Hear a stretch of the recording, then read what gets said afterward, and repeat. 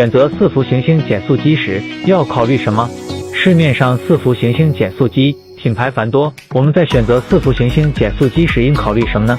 一，请注意输入轴的质量。输入轴分为一体式输入轴和分体式输入轴，集成结构消除了输入轴和太阳齿轮之间的误差，具有更高的同心度、更大的承受扭矩和更平稳的传动。二，请注意齿圈的质量。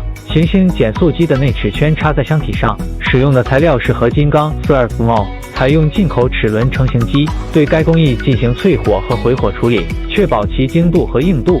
三，请注意双臂的质量。双转子臂意味着行星架的齿轮在两侧都得到支撑，当输出轴承受负载时，齿轮不会沿相反方向偏置，并且在行星架和输入轴之间连接处设置高速轴承，以使齿轮传动更加稳定。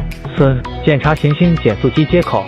四幅行星减速机的型号选定后，还需要检查它的输入、输出与安装部位的连接尺寸是否适合要求。我是老张，关注我，带你了解更多机械设计小知识。